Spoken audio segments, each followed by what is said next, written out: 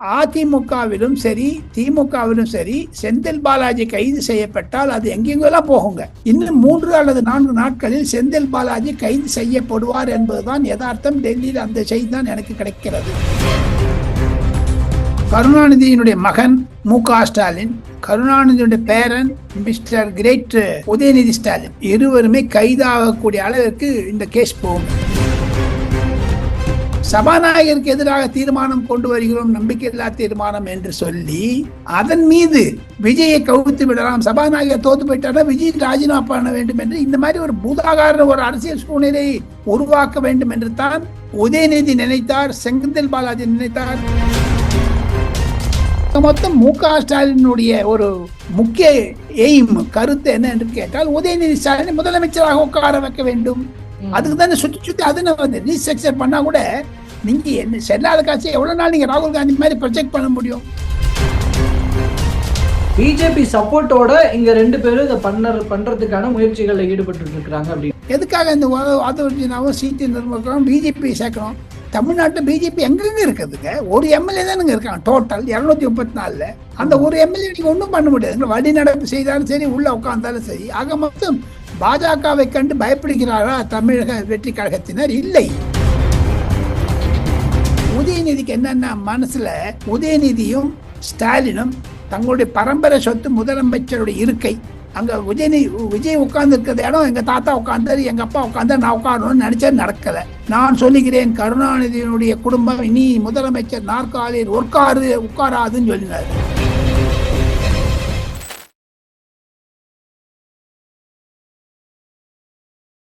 அனைவருக்கும் அன்பு வணக்கம். இன்றைய சிறப்பு நேர்காணலில் நம்மோடு இணைந்திருப்பவர் மூத்த பத்திரிகையாளர் திரு டெல்லி ராஜகோபாலன் அவர்கள். அவரிடம் தற்போதைய அரசியல் நிகழ்வுகள் குறித்து உரையாட இருக்கிறோம், பேசலாம். சார் வணக்கம்.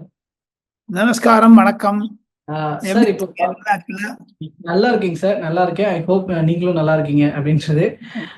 சார், இப்போ தமிழ்நாட்டை பொறுத்த வரைக்கும் முக்கியமான நிறைய ட்விஸ்ட் அண்ட் டர்ன்ஸ் அப்படிங்கிறது தமிழ்நாடு அரசியல் நடந்துகிட்டு இருக்கு. எஸ்பெஷலி நான் அதுல தற்போது தாவேகாவினுடைய எம்எல்ஏ இளையராஜா அவர்கள் கிட்ட ஒரு 35 கோடி ரூபாய் பேரம் பேசி சபாநாயகருக்கு எதிரான தீர்மானத்துல நீங்க கொஞ்சம் உங்க தரப்புக்கு எதிராக நீங்க வந்து பேசணும் அப்படின்னு சொல்லி பேரம் பேசினதாகவும், அது குறித்து அவர் கொடுத்த புகார், அது தொடர்பாக காவல்துறை வெளியிட்ட அறிக்கைன்னு பல விஷயங்கள் முக்கியமான பேசு பொருளா போயிட்டு இருக்கு. இதுல உள்ளார்ந்து பேசலாம். இதுல உங்களோட ஃபர்ஸ்ட் ஒப்பீனியன் என்னவா இருக்குங்க சார்? இது எதை நோக்கி நகரும் நினைக்கிறீங்க? கருணாநிதியினுடைய மகன் மு.க. ஸ்டாலின், கருணாநிதியுடைய பேரன் மிஸ்டர் கிரேட் உதயநிதி ஸ்டாலின் இருவருமே கைதாகக்கூடிய அளவிற்கு இந்த கேஸ் போகுங்க. ஆதாரங்கள் போலீசிடம் சிக்கப்பட்டு விட்டது. செந்தில் பாலாஜியை குறி வைத்திருக்கிறார்கள். காரணம், அந்த இளையராஜா என்ற எம்எல்ஏ பதவி அந்த ஓத் ஆஃப் அஃபர்மேஷன் கொடுத்திருக்காரு. அப்ப அதுல இருந்து பின்வாங்க முடியாது அவரால். அதை தவிர சட்டசபையில் உதயநிதி முன்னாடி உட்கார்ந்து இருக்கக்கூடிய விஜய் அவர்கள் எழுந்து பேசினார்களே, பார்ட்டி ஃபண்ட் வெளில போனாங்களே, அதையெல்லாம் முதலமைச்சர் மீது நம்பிக்கையில்லா தீர்மானத்தை கொண்டு வர முடியாது 6 மாதத்திற்கு என்று தெரிந்திருந்த உதயநிதி ஸ்டாலின் அவர்கள் வேண்டுமென்றே சபாநாயகர் மீது தருகிறோம் என்று லோக்சபால ஒரு வாழ் சபாநாயகர் மீது பண்ணாங்க பாருங்க, ஓம் பிர்லா மேல. அதே மாதிரி ஜேடிசி பிரபாகர் மேல பண்ணணும், காரணங்களை பேச விடுவதில்லை என்று. ஏங்க, அவர் சட்டசபையில வந்து 2 வாரம் கூட ஆகலைங்க. அவர் என்னங்க இவருக்கு அநீதி இழிச்சாங்க? அதிமுகவிற்கோ பேச விட மாட்டேன், பேசதான் விட்டாரு கட்சியில். அதற்கு சமாதானமாக சபாநாயகருக்கு எதிராக தீர்மானம் கொண்டு வருகிறோம், நம்பிக்கையில்லா தீர்மானம் என்று சொல்லி அதன் மீது விஜயை கவுத்து விடலாம், சபாநாயகர் தோத்து போயிட்டாரா விஜய் ராஜினாமா பண்ண வேண்டும் என்று இந்த மாதிரி ஒரு பூதாகார ஒரு அரசியல் சூழ்நிலையை உருவாக்க வேண்டும் என்று தான் உதயநிதி நினைத்தார், செந்தில் பாலாஜி நினைத்தார், திமுக நினைத்தது என்று தான் அந்த இளையராஜா என்பவர் எழுதி கொடுத்திருக்கிறதன் மூலமாக இந்த கேஸ் டெவலப் ஆகுதுங்க. ஒண்ணு வச்சுங்க கோபி, இந்த மாதிரி கேஸ்னால பாதிக்கப்பட போவது உதயநிதி ஸ்டாலின், லாபம் அடைய போவது விஜய் அவர்கள். இதெல்லாம் தெரிஞ்சுட்டானோ என்னமோ, ஏதான ஒரு எஃப்ஐஆரோ ஏதான ஒரு கேஸ் வந்ததுன்னு வச்சுக்கலேன். ஜென்ரலாவே முதல்ல இந்தியன் சிவில் கோட் அப்படிலாம் இருந்ததுங்க. இப்போ வந்து புதுசா ஒரு கோடு வந்திருக்குது. அமித்ஷா வந்து பிஎன்எஸ், பாரதிய நியாய சங்கத்தினு. அதுல நீங்க எஃப்ஐஆர் போட்டாலே உங்களுடைய பாஸ்போர்ட்டை முடக்கிறதுக்கு, உங்க வெளிநாட்டுக்கு போக முடியாது, லுக் அவுட் சர்க்குலர்னு சொல்லுவாங்க, LOCன்னு சொல்லுவாங்க, அதை கொடுத்துருவாங்க. அதுக்கு பயந்துதான் துபாயும் லண்டன் போறாங்களா? அப்போ மு.க. ஸ்டாலினும் உதயநிதி ஸ்டாலினும் எதுக்கு அயல்நாட்டு பயணம்? இப்போ பேரன் ஏதோ பட்டம் வாங்குறான்னு விட்டு போறாருன்னா 15 நாள் என்னத்துக்கு அங்க இருக்கணும்? தமிழக அரசியல் சூடுபிடித்துக்கிட்டது. வரக்கூடிய 25 தேதி வாக்குல உங்களுக்கு வந்து தமிழக சட்டமன்றத்தில் பட்ஜெட் நடக்க போகுது. அதையெல்லாம் உதயநிதி மேற்பார்வையிட வேண்டும், பார்த்து தங்களுடைய கருத்துக்களை தெரிவிக்க வேண்டும் என்று இருந்தாலும் ஏன் தடால்னு போறாருங்க வெளில? பயம். அந்த லண்டன் பயணம்ன்றது அது அவங்க வீட்டு இன்பநிதியினுடைய பட்டமளிப்பு விழா அப்படின்னு அப்ப பார்க்க கூடாது. அதுக்கு பின்னாடி அப்ப அந்த லண்டன் பயணத்துல என்னென்ன திட்டமிடப்பட்டிருக்குன்னு நினைக்கிறீங்க? லண்டன்ல உட்கார்ந்துட்டு எப்படி கட்சியை சீரமைக்க வேண்டும், ரீஸ்ட்ரக்சர் பண்ணணும்னு யோசிக்க போறான்ட்டு நான் கேள்விப்பட்டேன். 10 மெம்பர் குழு ஒன்று போட்டிருக்காங்க.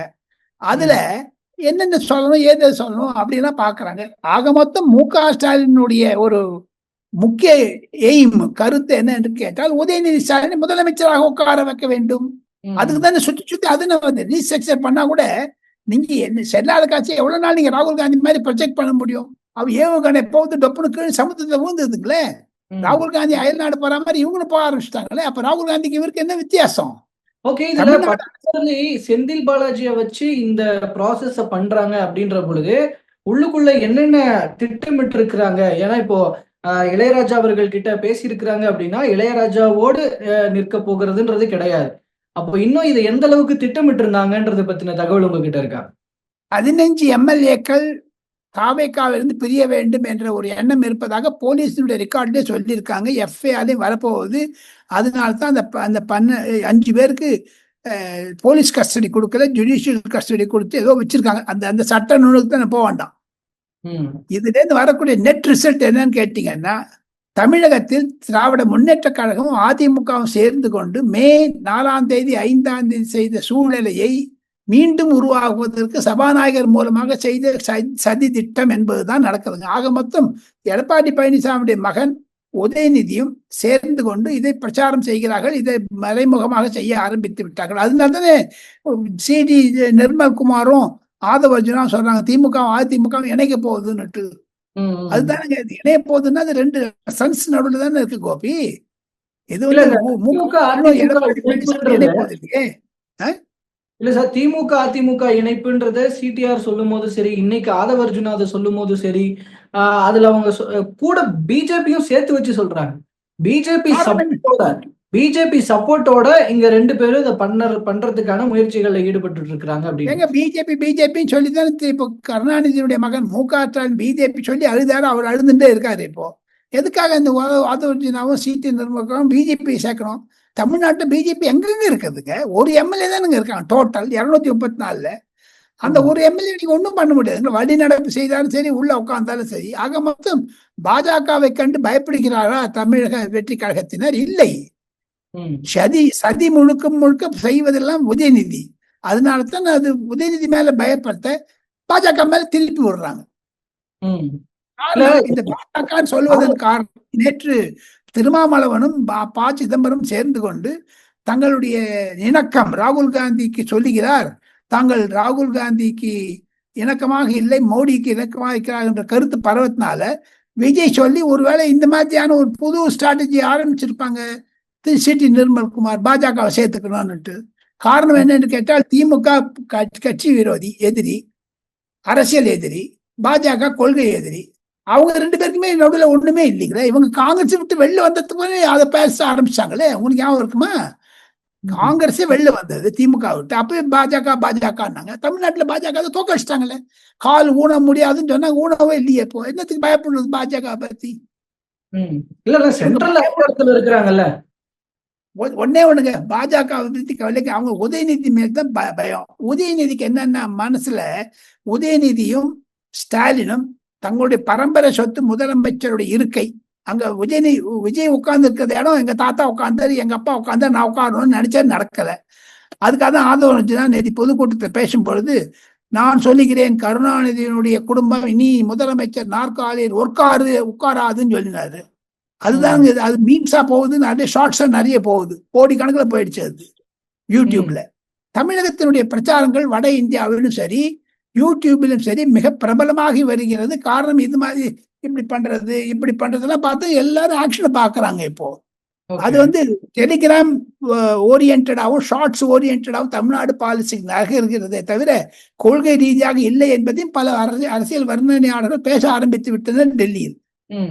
ஓகே, இதுல செந்தில் பாலாஜி அவர்கள் விரைவில் கைது செய்யப்படலாம்.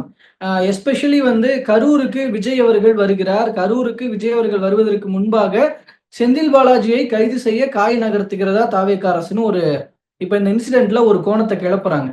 அது நடப்பதற்கான வாய்ப்பு இருக்குன்னு நினைக்கிறீங்களா? சட்டசபையிலே சொல்லிட்டாருங்க, முதலமைச்சரே சொல்லிட்டாருங்க. எஃப்ஐஆர் போடுவதற்கு முன்னாடியே என்னை கண்டு சில பேர் பயப்படுகிறார்கள், என்னை கண்டு மிளறுகிறார்கள் சொன்னார். அது செந்தில் பாலாஜி உதயநிதி தானே குறிப்பிடுகிறார். எடப்பாடி பழனிசாமி இரலவெண்டா போனதுனாலதான் இந்த பேச்சு வந்தது. ஆக மொத்தம் தாங்கள் கேட்பது உண்மை. அதிமுகவிலும் சரி திமுகவிலும் சரி செந்தில் பாலாஜி கைது செய்யப்பட்டால் அது எங்கெங்கெல்லாம் போகுங்க. இந்த வாட்டி செந்தில் பாலாஜி கைது செய்யப்பட்டால் ஆட்டோ ரிக்ஷாலையோ இது எவனோ போய் பார்த்த முடியாது. சீஃப் மினிஸ்டரோ உதயநிதி ஸ்டாலினோ மற்ற எவனும் ஆஸ்பத்திரிக்கு பல எடுக்க முடியாது. ஜெயிலுக்கு நேரம் எடுத்துட்டு போயிடுவாங்க. இன்னும் 3 அல்லது 4 நாட்களில் செந்தில் பாலாஜி கைது செய்யப்படுவார் என்பதுதான் யதார்த்தம். டெல்லியில் அந்த செய்தி தான் எனக்கு கிடைக்கிறது. அதை தவிர இந்த கேஸ செந்தில் பாலாஜி அரெஸ்டுக்கு அப்புறம் சிபிஐ கொடுக்கலாமான்னு பாக்குறாங்க. Conspiracy against the state. அதுனா மட்டும் கவர்மெண்ட் ஆக்ஷன் எடுக்க முடியும் என்பதுதான் சொல்லுகிறார்கள். அதுதான் தெரியுது. ஆனா இந்த நோக்கம் இதுவா செந்தில் பாலாஜியை அரெஸ்ட் செய்வதுதான் நோக்கம் அப்படின்னா, அப்ப அந்த நோக்கத்திலிருந்து திரும்பி பார்த்தா அப்ப இந்த கேஸே வந்து தாவேகாவால பிளான் செய்யப்பட்டிருக்கா? இளையராஜா அவர்கள் கிட்ட வந்து இந்த மாதிரி பேச வச்சது இது எல்லாமே பேக் எண்ட்ல ஒருவேளை தாவேகா இருந்து பிளான் பண்றாங்களோன்னு ஒரு சந்தேகத்தை கிளப்புறாங்கல்ல செந்தில் பாலாஜி. அப்படியே இருந்ததுன்னா போலீஸ் வந்து அதெல்லாம் விசாரிச்சுக்க மாட்டாங்கல்ல. நம்ம 2 பேரும் பேசுறது சரி. போலீஸ் வந்து கிரிமினல் ஆக்ட் பிரகாரம் கேஸ் ஃபைல் பண்ணதுக்கு முன்னாடி எந்தெந்த செக்ஷனுக்கு பண்றமோ முன்னாடி அவங்க கிட்ட எவிடன்ஸ் இல்லாத நீங்க ஒண்ணும் பண்ண முடியாது. கோர்ட் தள்ளிடுமே நாளைக்கு. ஆக மொத்தம் எவிடன்ஸ் இவங்க கிரியேட் பண்ணா கூட இன்னைக்கு தேதியில் செந்தில் பாலாஜி உள்ள போறாரு, நாளைக்கு அப்புறம் பாத்துக்கலாம். அது ஒண்ணு கூட இருக்கும். இவர் வந்து 164 ஸ்டேட்மெண்ட் கொடுத்துட்டாருன்னா ஒண்ணுமே பண்ண முடியாது. அவர்தான் கொடுத்துருக்காரு நான் கேள்விப்பட்டேன். அந்த இளையராஜா கொடுத்துருக்குது அதுலதான் கொடுத்துருக்காரு நான் கேள்விப்பட்டேன். அதுல காவல்துறை வெளியிட்ட அறிக்கையில ஒரு விஷயம் நோட்டிஃபை பண்ணி பார்க்க வேண்டியிருக்கு. அதுல அந்த நரேஷ்ன்ற நபர் வந்து கைது செய்யப்பட்ட நரேஷ்ன்ற நபர் செந்தில் பாலாஜியினுடைய தம்பி அசோக்குமாரை வந்து மீட் பண்ணி இருக்கிறாரு அப்படின்ற தகவல்கள்லாம் சொல்லப்படுது இல்லையா? அப்ப அதை வச்சு நம்ம அதை உறுதிப்படுத்திக்கணும். அது காவல்துறை சொல்றது ஆதாரம் இல்லாம சொல்ல மாட்டாங்க. நம்ம நம்பலாமா? ஆமாமா, காவல்துறை கிட்ட நிச்சயம் ஆதாரம் இருக்கும். அதை கோர்ட் ரிஜெக்ட் பண்ணிடுச்சுன்னா இந்த கேஸ் ஹையர் கோர்ட்டுக்கு போகும். என்னை பொறுத்து மட்டும் செந்தில் பாலாஜியினுடைய சூழ்ச்சி வெளில வந்துடுச்சு. உதயநிதி அதுக்கு காரணமா இருந்தாங்க வெளில வந்துடுச்சு. பொதுமக்களிடமே இது மாதிரி வெளில வந்த உடனேயுமே பல இந்த திமுகவுடைய இருக்கக்கூடிய கட்ட அமைப்புகள் இறங்கிடும்பா. இன்னொன்னு சொல்றேங்க கோபி, எனக்கு தெரிந்த ஒரு மாவட்ட செயலாளர் மிக மிக நெருக்கமானவர். எனக்கு ரொம்ப நாளா தெரியும். இன்னைக்கு நேத்து இல்லை, ஐயா கருணாநிதி இருந்ததுலேருந்து தெரியும். அவர் சொல்றாரு எங்கிட்ட, சார் கிரவுண்ட் லெவல்ல பாத்தீங்கன்னா நாங்கெல்லாம் ஒர்க் பண்ண முடியாது சார். திமுக எங்ககிட்ட வந்து வேலை செஞ்சா கூட திமுக தலைவர்கள் வந்தான்னா கூட பொதுமக்கள் இன்னும் திமுக மேல கோபமா இருக்காங்கிற ஒரு நிலைமை இருக்கு தமிழ்நாட்டில். அது you can't rule it out. அதுதான் என் மனதில் படுகிறது கோபி. அதைத்தான் எக்ஸ்பெக்ட் பண்றேன். இந்த சமயத்துல நீங்க அரெஸ்ட் பண்ணலன்னா அப்புறம் கையில பிடிக்க முடியாது உங்களால செந்தில் பாலாஜியை. ஓகேங்க சார், பார்க்கலாம் என்ன நடக்குதுன்னு. அது சம்பந்தமா தொடர்ந்து பேசலாங்க சார். பல்வேறு கருத்துக்கள் பகிர்ந்து கொண்டமைக்கு ரொம்ப நன்றிங்க சார். தேங்க்யூ. நன்றி. Thank you so much.